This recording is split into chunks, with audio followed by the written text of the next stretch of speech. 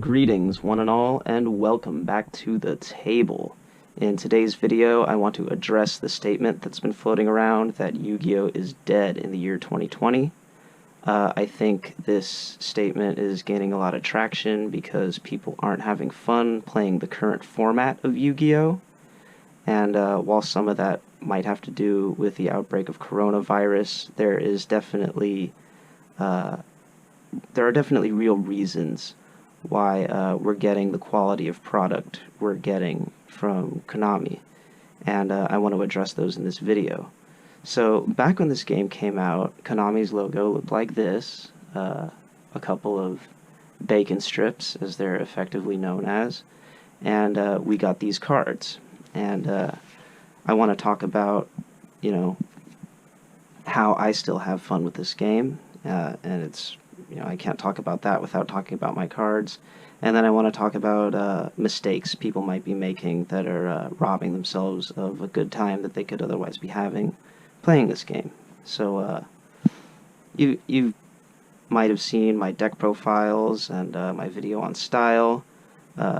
It's all the same cards right here. I just have them arranged in horizontal rows in print order rather than vertical columns like I did in the style video.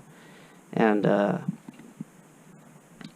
oldest cards are on the top and the newer cards are coming towards me. So these cards, when I built this deck, I talked a lot about it in my previous videos, but something I didn't mention was an alternative format, and that is a format where there's only one deck. My opponent and I are sharing a deck, kind of like a standard game of cards, like if you're to play poker or gin rummy or something like that, deuces. This deck was built with that style of play in mind, where both players are sharing a deck, and there are some special rules too. This is kind of a house rule sort of thing, where my side deck is combined with my main deck to make a 75 card main deck, and the extra deck is still 15 cards that both players share. Both players also share a graveyard in this format, and the rule for banished cards is there's no banished pile. Instead, banished cards just go to the bottom of the deck. So, that keeps the game a little more tidy, and I think more interesting at the same time. And that involves a special rule for Nobleman of Crossout here, where we just ignore the second effect, where if he hits a flip monster, it banishes the monsters of the same name that are in the deck. We just don't do that. We're just going to put the monster that gets hit at the bottom of the deck. And other than that, all of the cards play the same way. In fact, this format makes a card like Amulet Dragon really interesting. But yeah, the other thing with this deck is kind of the gentleman's agreement not to play cards that are too broken. And I have a lot of fun playing this deck with my friends who also play decks that are at similar power levels, not really playing the new broken cards, which I'm going to get into here. So, at some point, power creep got really out of control, and there might be reasons for that we can look into. So let's look at some of these cards. So this is Crystron Halqifibrax. This is one of the new cards that's involved with the combo with Link Cross, and if you play the meta, you're probably very familiar with these cards. And a lot of people are crying out for these cards to get banned, and it's not the first time we've been in a situation like this. You might remember Firewall Dragon. This is a card that came out in Code of the Duelist, the set that, besides the starter deck, introduced Link monsters to the game. And it took a very long time for this card to finally get banned. They banned every card around it before they finally banned this card, which is really ridiculous, but that's the nature of the business model. They're using the ban list to push product, and they keep using power creep to push product. In this model of card design, that instead of favoring a healthy game state, is just about generating profit for the company. And, you know, after Firewall Dragon, before Halqifibrax, you know, we got Summon Sorceress, which is kind of a similar card, but, you know, it's not just the Link monsters either. When my one friend of mine in particular, who I play a lot with, we don't play Link monsters, but like we also have an agreement not to play this card, Time Thief Redoer, because when we both stopped playing Link monsters, we started playing this card, and it just became a race to who could summon Time Thief the fastest, and it was no fun. There was no joy in that. So we decided to ban this card in our own format. And that's okay to make your own ban list, I feel.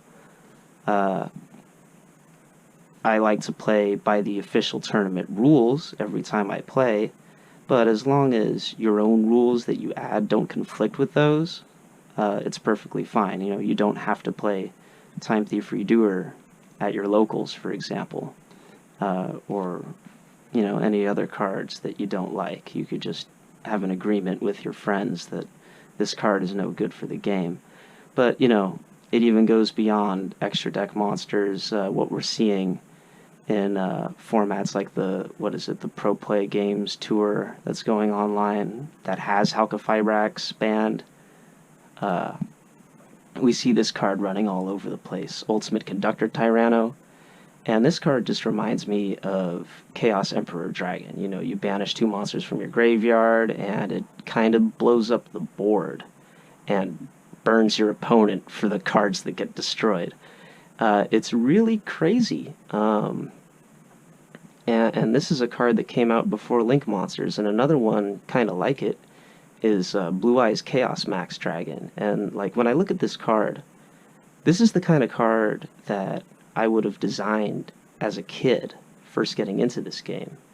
But I probably would have put a harsher summoning requirement on it.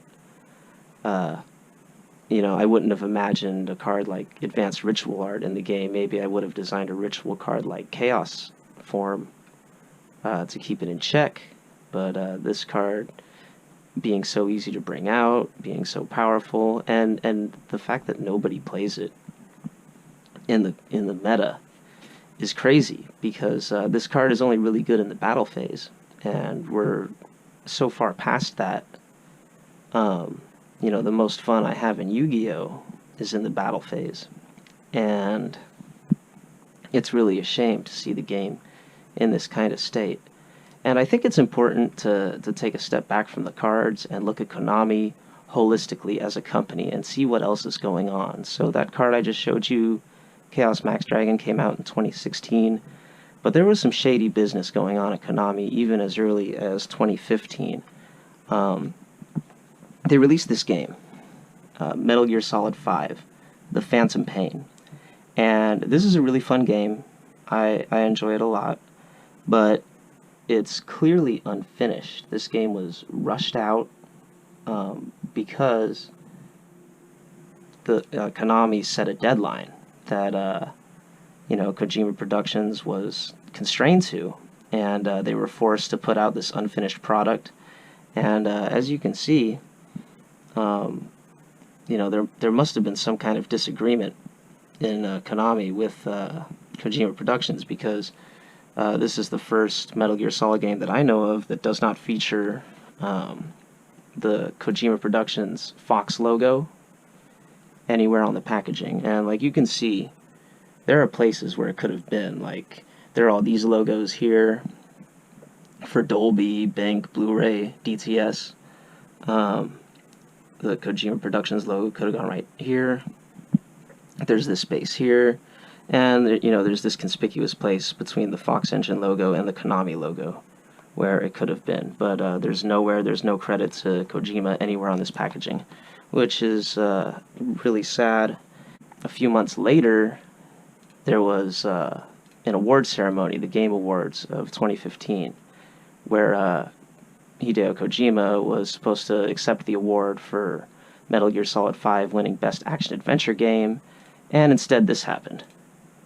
Mr. Kojima had every intention of being with us tonight, but unfortunately he was informed by a lawyer representing Konami just recently that he would not be allowed to travel to tonight's awards ceremony to accept any awards. So that is really terrible, and it's sad that Konami would do something so petty, and I feel like that's definitely a moment where at least me, as a fan of art, as somebody who values creativity, that this model that devalues the creativity of the individual and forces a corporate model to maximize profits. And it's the irony here is they're not even maximizing profits with this model. If they would just stick to, their creativity, stick to what they've accomplished in the past, I think they would be doing even better than they're doing now. But people are abandoning Konami because of the way that they're treating their employees, the way that they're really crapping out these products. Like the next Metal Gear Solid, what they did with the franchise that was built up so well by Kojima was Metal Gear Survive, which is one of the most terrible video games ever made. And Kojima wasn't even allowed to keep his logo. This logo, I believe, is owned by Konami, so he made this, and that's cool. It's more of a Death Stranding looking logo than Metal Gear Solid, but yeah. So personally, I don't want to play any cards that came out after this game, and that means these three boys right here, who I described as the prime evils in my last video, the oppressors. These cards have got to go. But before I do that, I want to discuss a few more cards. So, was it really this moment when this game came out, or was it earlier? And I think it was earlier, while this game was in development, that something rotten happened at Konami. And by analyzing a few more cards, we could see just how far back it goes. Now, the set that came out right before Metal Gear Solid 5 was released was Clash of Rebellions, and this set introduced the kaijus. Here's Dogoron, and here's Kumongus. These are the only two kaijus that were available in the set at first, but these cards absolutely changed the game. There were the closest thing to these that existed before was Volcanic Queen, and that card, you had to give up your normal summon in order to use it, but with the kaijus you don't. And it's crazy, like you tribute your opponent's monster to give them Kumongus, and then you just summon your Dogoron and win. And you still have your normal summon. It's crazy. I feel like in order to get into this game, part of it is like imagining that these are cards that are from the world of Yu-Gi-Oh!, right? That these are cards that Maximilian Pegasus found on hieroglyphics that he translated into the Duel Monsters card game for his company Industrial Illusions. And a card like this just strikes me as fake. Like a card that was not found in Egypt. I can't really get into it. And these aren't even the most famous kaijus. The most famous one is obviously, where is it? Gameciel. This came out in Dimension of Chaos along with Rhydon, or Radion, however you pronounce that, but nobody cares about this card. Everybody cares about Gameciel because this is the kaiju with the lowest attack points, so it's the easiest one to get over. And this card came out after Metal Gear Solid 5, but not before that Game Awards show. That happened in December. This was released in November. The game, Metal Gear Solid 5, like I said, came out in September. I just don't like the kaijus in general, so I think that the Clash of Rebellion set is already a problem, but I think the problem goes back even before that. So looking at the set before Clash of Rebellions even, if we look at Crossed Souls, there are 3 cards in that set that really just grind my gears. So the first one is straight out of Yu-Gi-Oh! Arc V. This is Hugo's Ace Monster, Clearwing Synchro Dragon.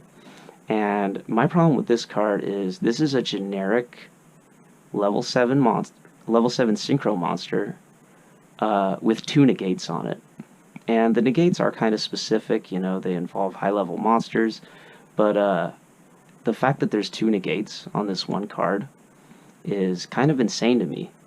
And while it's not quite as good as a card like Starving Venom Fusion Dragon, which came out in the Invasion of Chaos, not Invasion of Chaos, Invasion Vengeance set,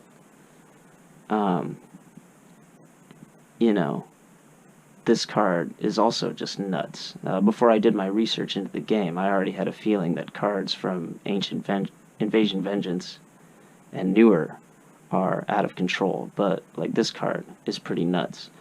It's really easy to summon a level 7 Synchro monster. There's a lot of great level 3 tuners out there, and you just need another level 4 monster on the field. The rank 4 toolbox for Xyz monsters is already great, so you're playing level 4 monsters if you're playing those, and in combination with a level 3 Synchro, it's really easy to bring this card out.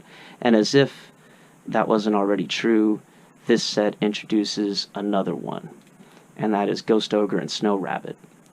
And this card's effect isn't so bad, but it's really the reason people started using the term hand trap. It's not the first hand trap introduced to the game. It's not even the most powerful that was introduced up to this point. I would say that honor goes to Max C, which came out in Storm of Ragnarok, I think was the name of the set, in 2011.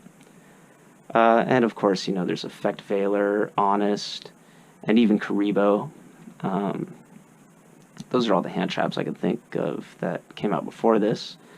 There might have been a few other of the C monsters, you know, Retaliating C and whatever. But yeah, this is the one that, you know, someone had to coin a term to describe this type of card, hand trap. And its effect, like I said, I don't think it's so bad. It's a 1-for-1. Kind of like Ash Blossom. I don't think Ash Blossom is so bad as far as its effect. But my gripe is that it's a good effect on a monster with this stat line, a level 3 tuner with 1800 defense points. That just seems kind of crazy to me. You know, as a backup plan, you could always just set this card. But, you know, if your turn starts and you've got a level 4 monster on board, guess what? You've got a level 7 Synchro play ready to go. And they just gave you pretty much the best generic level 7 Synchro monster of all time right here.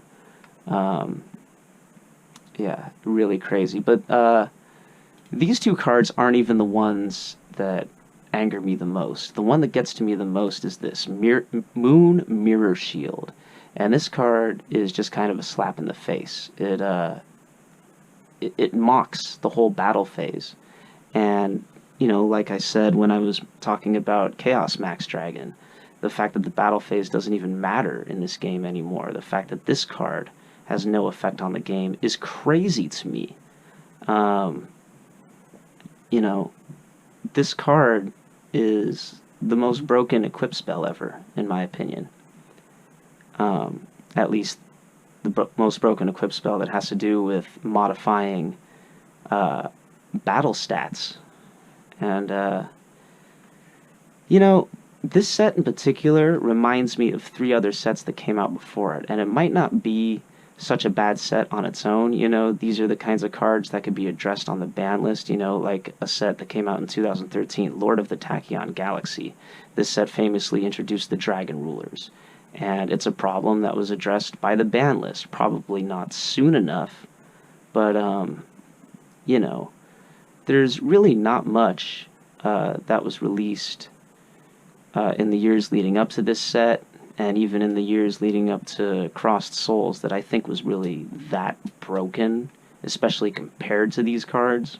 So yeah, these might be problems that can be addressed on an individual basis on the ban list. kind of like cards from a set from 2008, the Phantom Darkness, that introduced Dark Arm Dragon. And Dark Arm Dragon didn't come without friends. He came with Armageddon Knight and Dark Grepher. And, these cards help set up dark monsters in your graveyard so that you can summon your Dark Arm Dragon. And this set also introduced super polymerization. And I don't think super polymerization was that bad until we started getting cards like the Shadow monsters. That really kind of broke super poly. And then, the invoked monsters took it to another level. And then, we have even more generic cards. The Starving Venom Fusion Dragon and Mud Dragon of the Swamp. I don't think Super Poly is that bad on its own, but with cards like that in the game, this card is just busted. And, there's one more set that came before this that reminds me of these kind of releases, and that is Invasion of Chaos. And I'm playing 4 cards from Invasion of Chaos and quite a few cards that came out after that as well. And, the card, that I'm playing, even, that comes to mind is this one, Blackluster Soldier, Envoy of the Beginning. This card is so broken that I was playing 2 copies of it, and I cut one because it was just too busted. It's too good. I think it's fine as a one-of, a power one-of, like Raigeki, like Monster Reborn, those blowout cards that are limited. That's always been a thing in the game. There's always been Pot of Greed, even though it's banned. It's part of the game. That's really all I have to say. So if you're not having fun, make your own format. There are plenty of cards available as long as you have these cards and your imagination. You don't have to play the meta. And the meta is distinctly unfun. And speaking of getting rid of the unfun, I'm going to take these cards out of my deck right now because I can't stand it, not one more second.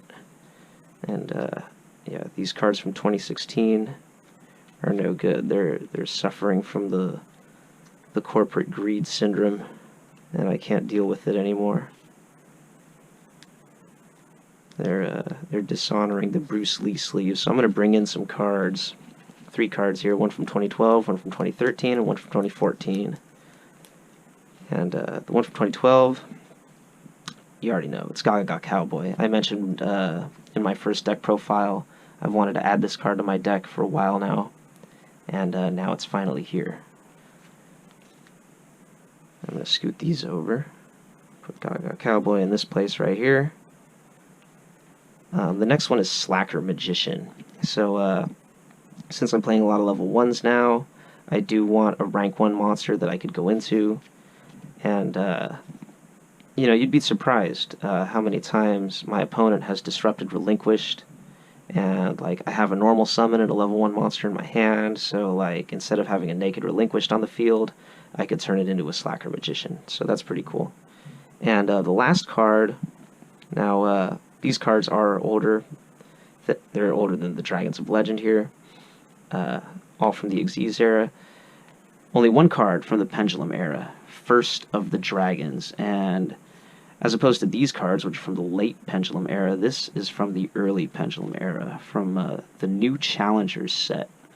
So, I'm going to experiment with this. Hopefully it's not too broken and evil like the other Pendulum era cards that I've got over here. I think it's going to be fine. I think I'm going to have fun with this card, and if not, then I might swap it for number 101 Silent Honor Arc, so that I've got all cards from pre-Pendulum, or, I might even check it out for Blue Eyes Ultimate Dragon again. So these cards right here are going to get re-gifted, and I'm going to be playtesting this, and look out for a deck profile, because that's going to be coming once I've playtested these cards and decided what the final arrangement is going to be. This is going to change my side deck situation too. I don't know if I'm going to be main decking DNA Surgery with this setup. We'll see. So yeah, that's all I have to say. Yu-Gi-Oh is not dead, and I just told you what my future in Yu-Gi-Oh is going to be, and hopefully I inspired some futuristic thinking for your Yu-Gi-Oh experience. Yeah, that's it. Thanks for watching. See you next time.